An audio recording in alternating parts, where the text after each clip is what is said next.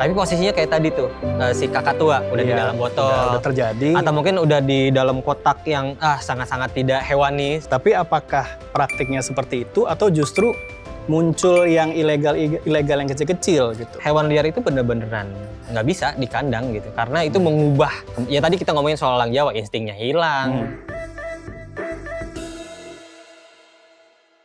Nah, bicara tentang publikasi kami yang mendapat komentar cukup ramai, ini ada satu publikasi ya yang judulnya adalah Hari Konvensi CITES, Mungkinkah Perdagangan Satwa Liar Bisa Lebih Manusiawi?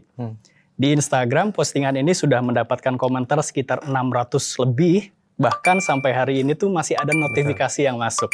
Nah, kita akan bicarakan ini lebih mendalam. Sudah hadir bersama saya, Mas Ade Sulaiman, jurnalis National Geographic Indonesia. Apa kabar Mas Ade? Alhamdulillah baik. Mental bagaimana? Aman?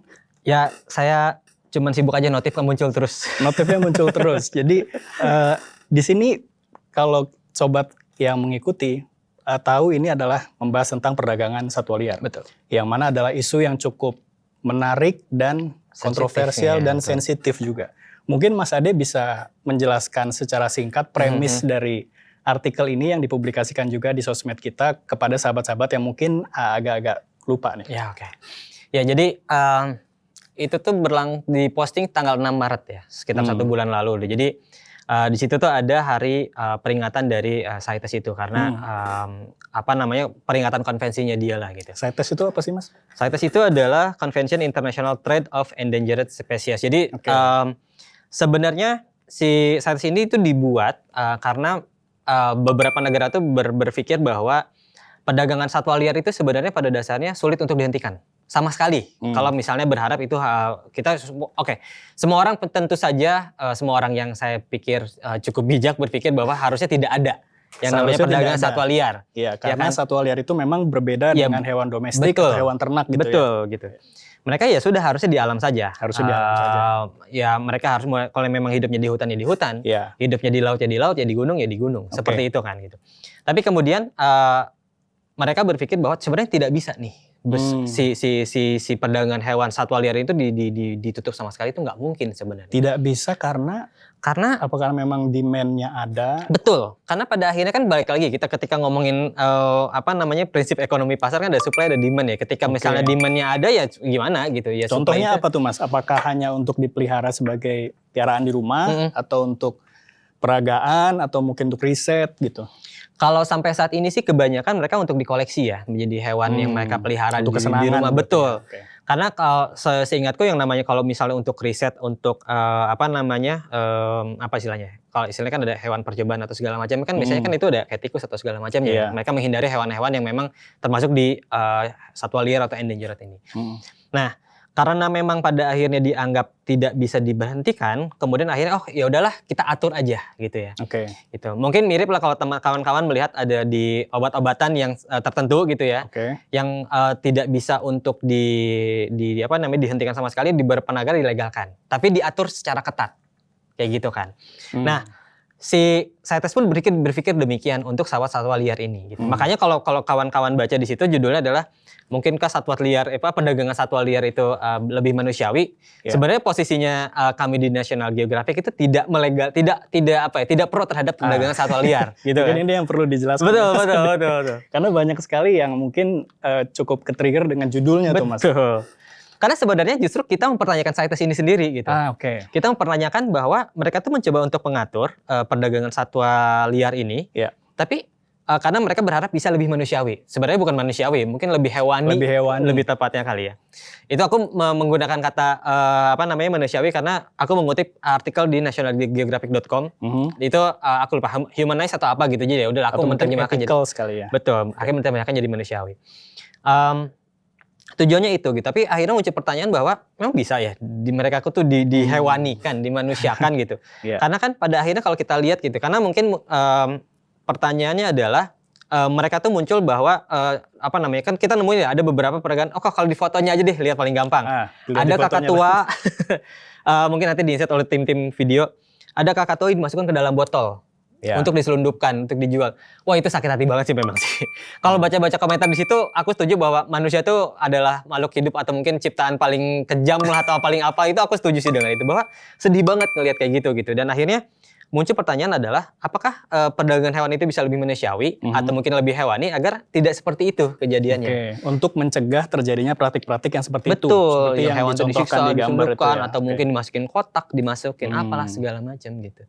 Okay. Sebenarnya kita mempertanyakan itu. Sebetulnya mempertanyakan konsep dari CITES itu sendiri dan bagaimana posisinya di dunia seperti sekarang ya teman-teman. Tapi memang saya ngelihat ya di komentar-komentar itu banyak sekali yang kontra gitu. Betul. Sebetulnya dan bahkan beberapa dari komentar itu saya kenal karena rekan-rekan saya juga gitu, rekan-rekan konservasi, pegiat satwa liar. Termasuk juga orang-orang yang mungkin setiap hari memang harus berhadapan dengan penyelundupan gitu ya.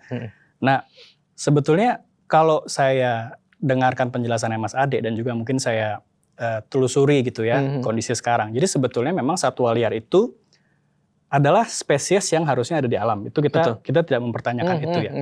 Tapi memang perdagangan ini adalah sesuatu yang belum bisa dihentikan sama sekali. Betul. Maka dihentikannya itu dengan cara mungkin bisa disebut perlahan-lahan gitu ya. Betul. Dan salah satunya iya perlahan-lahan, gradually, dan salah satunya adalah dengan memperketat. Jadi kalaupun ada yang boleh diperdagangkan harus dengan standarisasi, harus dengan surat-suratan gitu ya. Kalau nggak salah di CITES itu juga ada 3 kategori.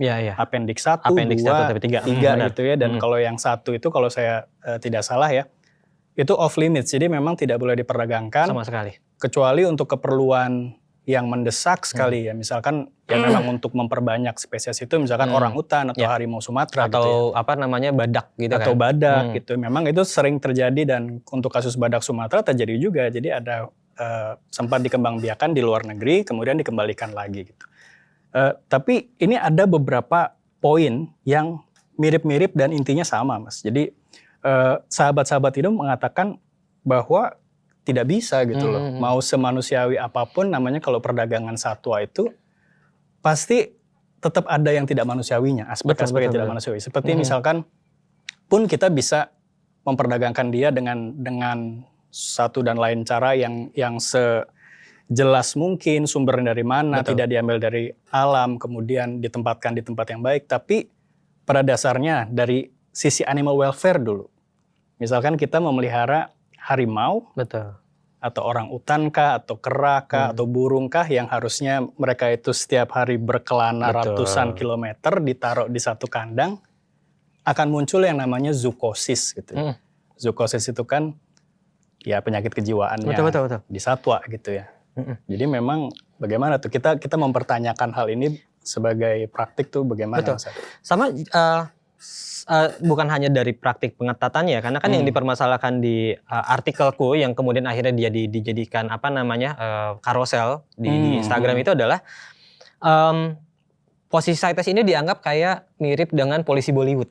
Kalau teman-teman nonton film Bollywood tuh, gitu. Maksudnya tuh? Jadi mereka tuh suka datang terlambat gitu. Jadi mereka baru dapat laporan dulu, hewan itu sudah ada ditemukan misalnya mungkin oleh bea cukai misalnya gitu ya, atau mungkin sejenisnya di bandara, baru tuh ketahuan. Tapi posisinya kayak tadi tuh, si kakak tua udah di dalam botol, udah terjadi, atau mungkin udah di dalam kotak yang sangat-sangat tidak hewani, sangat-sangat tidak manusiawi itu gitu ya.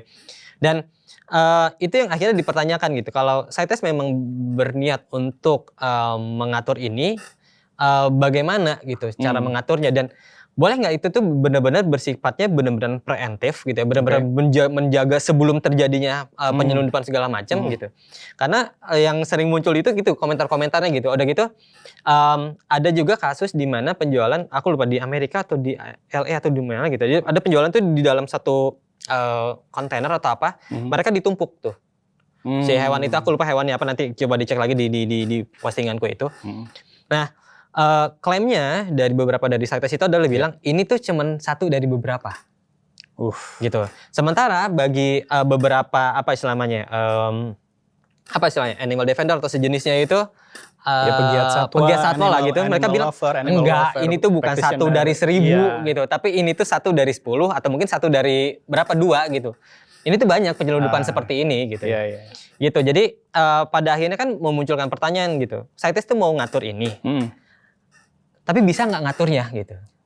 Oke. Outputnya seperti apa gitu kan? Betul, karena secara ideal mungkin yang dimaksudkan oleh saintis dengan memperketat dan mempersulit dan mempermahal upaya seseorang untuk piara satu satwa, harapannya kan jadi tidak piara. Betul. Tapi apakah praktiknya seperti itu atau justru muncul yang ilegal yang kecil-kecil gitu? Mungkin kalau orang mau piara harimau sulit, mahal, akhirnya dia piara kucing hutan kah, atau mungkin tarsius mungkin ya karena kecil gitu kan, yang kecil-kecil yang bisa diselundupkan, yang bisa.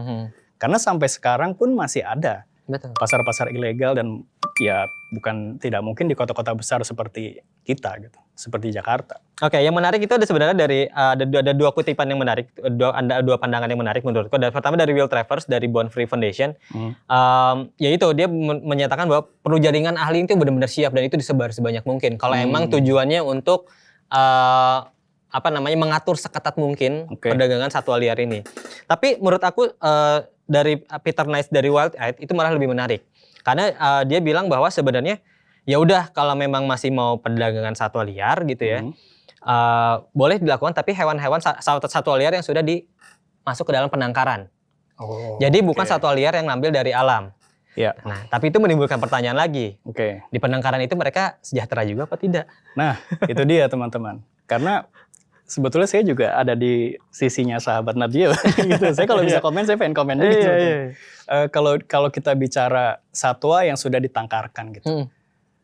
Bukankah itu justru membuat semacam dilema, atau bukan dilema tapi opportunity baru. Jadi misalkan bisa aja kita meng-hire pemburu gitu ya, kita diamanin dulu nih ya gitu ya. Kita lukain aja, ini harimau, ini orang utan. Wah, kita bilang, wah patah nih kakinya, nggak bisa dilepas liarkan. Udah kita ternakin aja atau kita kembang biakan. Itu kan malah jadi peluang gitu loh, Mas Ade. Iya. Makanya sebenarnya pada akhirnya sayangnya tidak masuk di kutipan ini. Ada satu orang bilang bahwa ya udah mendingan nggak usah sama sekali gitu. Biarkan semua hewan itu ada di alam dan sebisa mungkin hewan-hewan yang memang sudah kadung di mana istilahnya ditangkarkan gitu atau dikandangkan itu ada proses pengembaliannya lagi. Seperti kan kalau elang Jawa tuh kemarin aku baru liputan di elang Jawa di mana Gunung Halimun Salak ya. Mereka kan suka mendapat itu tuh hewan-hewan elang Jawa yang dikembalikan dari masyarakat lah bilangnya, masyarakat yang menangkap dikembalikan. Tapi si elang Jawa ini juga tidak bisa dikembalikan serta-merta ternyata.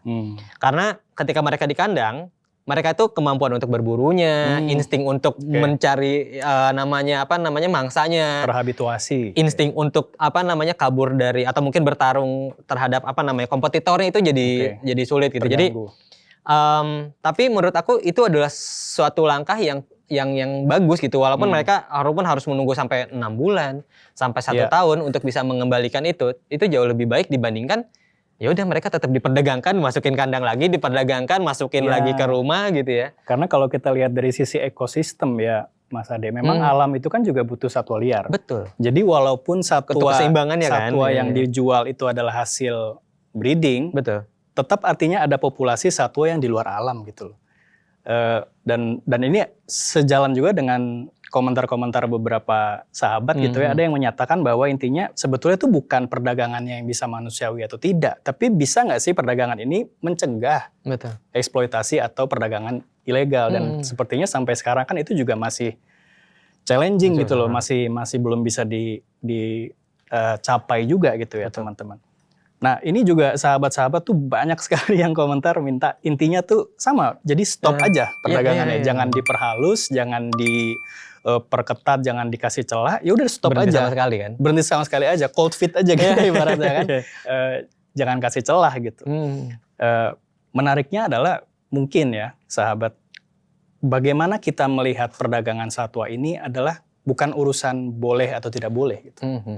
Mungkin kalau kita yang muslim kan ada istilah halalan toyiban gitu ya. Jadi halal dan toyib gitu. Boleh dan baik gitu. Mungkin perdagangan satwa kalau dibolehkan berdasarkan CITES atau undang-undang mungkin boleh. Tapi jika diterapkan dengan ini ya. Tapi apakah baik gitu kan? Gitu loh. Apakah menjamin satwa yang dipelihara di kandang itu tidak stres, animal welfare terjamin, dan bahkan penularan penyakit ya Mas Ade ya, zoonosis itu juga kayaknya tidak melihat sertifikasi ya Mas. Misalkan virus wah ini satwanya punya sertifikat, saya nggak akan pindah ke manusia deh, gitu kan, enggak gitu ya. Karena kan kita juga bisa, yang kasus paling baru di Pamekasan, tahu nggak? Yang mana tuh Mas? Ada monyet yang lepas dari kandang. Kandangnya atau dari rantainya aku lupa, dari kandangnya seingat aku. Kemudian dia menyerang beberapa anak. Iya. Kemudian seingat aku 3 anak. Cuman akhirnya 1 anak itu tidak bisa diselamatkan, akhirnya meninggal dunia. Ya. Nah itu juga tadi kan tadi Mas Reza cerita soal lupa zone namanya? Zoonosis. Perubahan otak perubahan zookosis. otak, zookosis itu. Itu juga sempat aku tulis tuh artikelnya akhirnya. Karena ternyata memang hewan liar itu bener-beneran nggak bisa di kandang gitu. Karena itu mengubah banyak hal, nggak hanya otaknya gitu. Ya tadi kita ngomongin soal orang Jawa, instingnya hilang, segala macem. Gitu. Dan sebetulnya berita tersebut itu sudah sesuatu yang berulang sering sekali ya Mas Ade. Jadi rekan-rekan saya yakin mungkin ada yang komentar juga tuh. Yang dari dulu mungkin 10 tahun yang lalu saya kenal sampai hari ini tuh ya kayak gitu aja. Diminta tolong untuk menangkap monyet piaraan yang lepas. Iya. Itu pertanyaannya, apakah kita akan ngulang-ngulang lagi, lepas tangkap atau ya di stop aja gitu loh. Karena mereka bukan peliharaan. Karena mereka bukan peliharaan teman-teman. Jadi mungkin sahabat-sahabat yang nge-DM Mas Ade personal ada nggak tuh? Nggak, untungnya tidak. Untungnya tidak ya. Semoga tidak seperti itu, dan justru kami itu senang sekali karena ada pertanyaan atau bahkan komentar yang kontra gitu. Betul. Justru kami senang karena kalau misalkan pro, wah justru dipertanyakan nih, misalkan teman-teman, saya juga pengen jual beli satwa, gimana caranya? Betul. Karena menariknya memang kalau aku dari aku berharap adalah ketika konten ini istilahnya digulung lah ya, jadi terus dibaca lagi, terus disebar lagi gitu. Masyarakat semakin sadar, walaupun aku berharapnya masyarakat membacanya secara utuh semua postingannya. Kalau baca judulnya aja ya seolah-olah kita melegalkan gitu. Tapi kalau baca utuh sampai belakang, saya yakin audiens paham bahwa enggak, kita tuh justru mempertanyakan gitu si CITES itu. Mempertanyakan si CITES, dan semoga postingan-postingan, artikel-artikel seperti itu bisa menjadi cara bagi kita semua untuk mempertanyakan hal-hal yang mungkin selama ini kita normalisasi. Betul. Gitu ya. Wah, ini pertanyaan-pertanyaan semoga terjawab, semoga sahabat-sahabat juga merasakan senang. Tapi sayangnya kita sudah berada di penghujung acara Mas Ade. Jadi, tapi teman-teman jangan khawatir karena Suara Bumi akan kembali lagi di episode berikutnya dengan diskusi yang tidak kalah menarik. Oleh karena itu jangan lupa tulis komentar atau mungkin DM juga nggak apa-apa ke kami. Kira-kira postingan mana lagi yang perlu kita diskusikan secara lebih mendalam. Dengan demikian, saya Reza Maulana dari National Geographic Indonesia untuk Suara Bumi. Tetap menjelajah.